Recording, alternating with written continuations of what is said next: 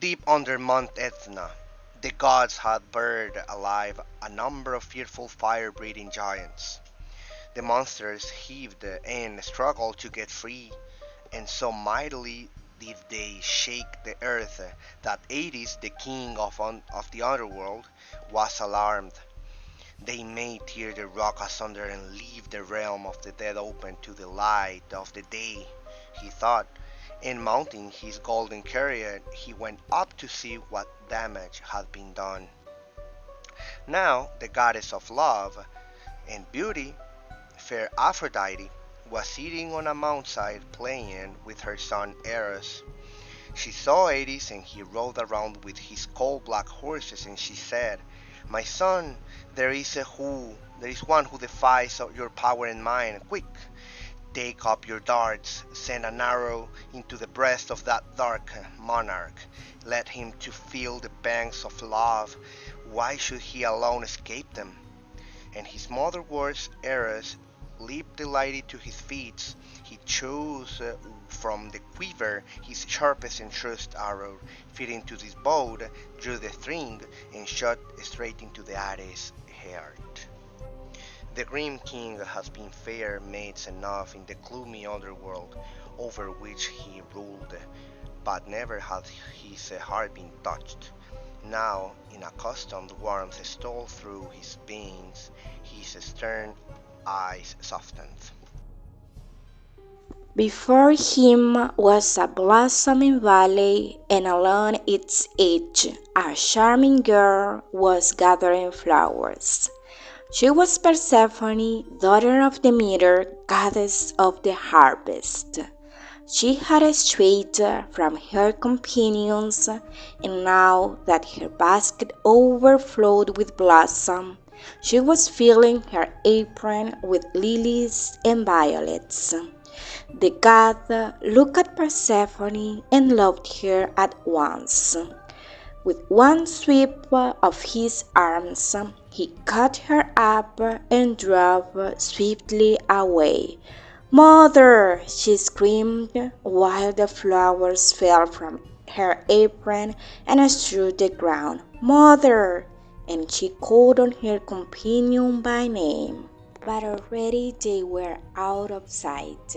In a few moments, they were at the river Siam. Persephone struggled. Her loosened girdle fell to the ground, but the god held her tight. He struck the bank with his trident. The earth opened and darkness returned to Sicily, and she went down into his own dominions. Now a river nymph had seen him carry off his prize.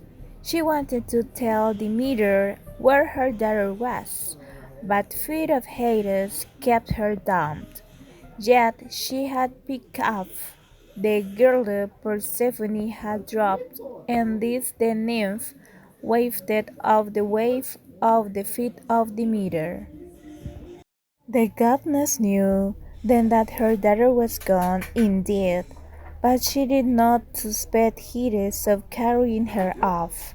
She laid the blame on the innocent land.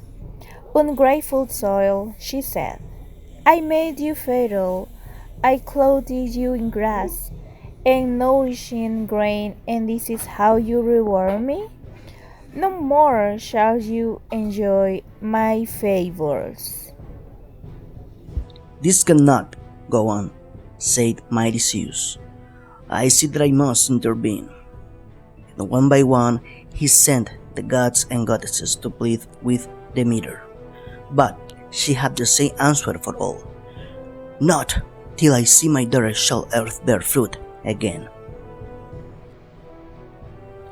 Zeus, of course, knew well where Persephone was. He did not like to take from his brother the one joyful thing in his life, but he saw that he must if the race of man has to be preserved. So he called Hermes to him and said, "Descend to the underworld, my son. Bid Hades release his bride, provided she has not tasted food in the realm of the dead. She may return to her mother forever.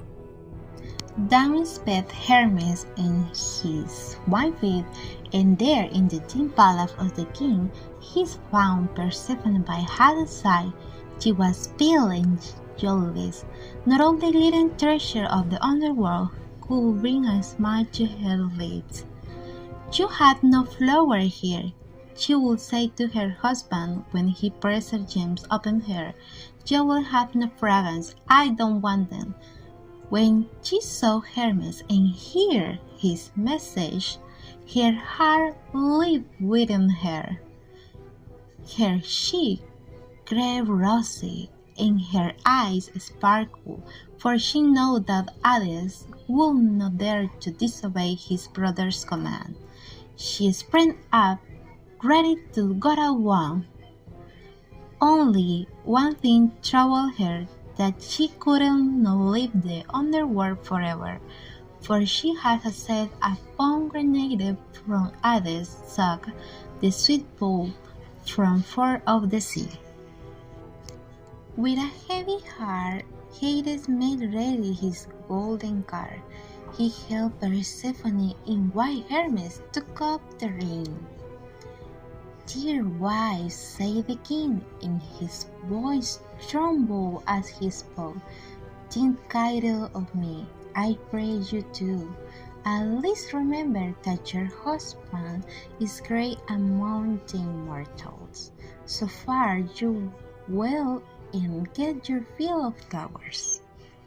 Straight of the temple of Demeter at Eleusis, Hermes drove the black horses. The goddess heard that chariot's wheel and a deer bounced over the hill. She ran up swiftly to meet her daughter.